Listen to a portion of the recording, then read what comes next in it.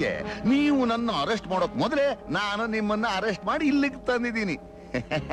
ಹೇಗಿದೆ ನನ್ನ ದೂರಾಲೋಚನೆ? ಇದು ನಿನ್ನ ದೂರಾಲೋಚನೆ ಅಲ್ಲ ಭುಜಂಗ, ದುರಾಲೋಚನೆ. ಸ್ನೇಹಿತನಾಗ ಇದ್ಕೊಂಡು ಮಿತ್ರದ್ರೋಹ ಮಾಡ್ತೀಯ. I will kill you cheat. Don't talk rubbish. ನಿಮ್ಮಂಥ ಆಫೀಸರ್ಗಳ ಜೊತೆ ಸ್ನೇಹ ಬೆಳೆಸಿದ್ರೇನೆ ನಾವು ನಮ್ಮ ಕೆಲಸನ ಸುಲಭವಾಗಿ ಸಾಧಿಸ್ಕೋಬಹುದು. ಭುಜಂಗ, ಒಂದು ಮಾತ್ರ ಜ್ಞಾಪಕದಲ್ಲಿ ಇಟ್ಕೋ, ನೀನು ಮೋಸದಿಂದ ನನ್ನ ಬಂಧಿಸಿರ್ಬೋದು, ಆದ್ರೆ ರುದ್ರನಿಂದ ನೀನ್ ತಪ್ಪಿಸ್ಕೊಳ್ಳೋದಕ್ಕೆ ಸಾಧ್ಯನೇ ಇಲ್ಲ. ಆ ರುದ್ರ ಇಲ್ಲಿಗೆ ಬಂದೇ ಬರ್ತಾನೆ. ಆ ಸಿಡಿದೆದ್ದು ಬರೋ ಸಿಂಹದ ಮುಂದೆ ನೀವೆಲ್ಲ ಕುರಿಗಳಾಗ್ಬೇಕಾಗುತ್ತೆ. ಆ ಸಿಂಹನ ಹೇಗೆ ಬೇಟೆ ಆಡಬೇಕು ಅಂತ ನನಗೆ ಚೆನ್ನಾಗಿ ಗೊತ್ತು ಎಸ್ ಪಿ ಸಾಹೇಬ್ರೆ.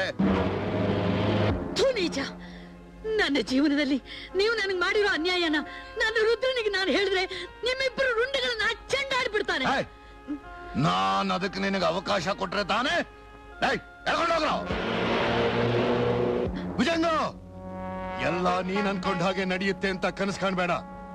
ಆ ರುದ್ರ ನ್ಯಾಯ ನೀತಿಗೆ ಯಾವತ್ತೂ ಎದುರಾಗೋನಲ್ಲ. ಬೆಂಕಿ ಚೆಂಡಿನ ಹಾಗೆ ಇಲ್ಲಿಗೆ ಬಂದು ನಿಮ್ಮನ್ನೆಲ್ಲ ಧ್ವಂಸ ಮಾಡೇ ಮಾಡ್ತಾನೆ. ಅವನು ಬಂದು ನಮ್ಮನ್ನು ಧ್ವಂಸ ಮಾಡೋಕ್ ಮುಂಚೆ ನಿನ್ನನ್ನು ಹುಟ್ಲಿಲ್ಲ ಅನ್ನಿಸ್ಬಿಡ್ತೀನಿ. ಹೇಳ್ಕೊಂಡೋಗಿ ಚೇಂಬರ್ಗೆ ಹಾಕ್ರೋ. ಧರ್ಮರಾಜ್, ಈ ಎಸ್ ಪಿ ಕಥೆ ಇಲ್ಲಿ ಮುಗಿಯುತ್ತೆ. ಹೊರಗಡೆ ಕಾಯ್ಕೊಂಡಿರೋ ಕಾಳ ರುದ್ರನ ಕಥೆನ ಅಲ್ಲಿ ಮುಗಿಸ್ತಾನೆ. Excellent Bhujanga, excellent.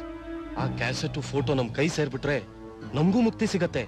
ಆಸ್ತಿನ ಸಂತೋಷವಾಗಿ ನಾವಿಬ್ರು ಅನುಭವಿಸಬಹುದು.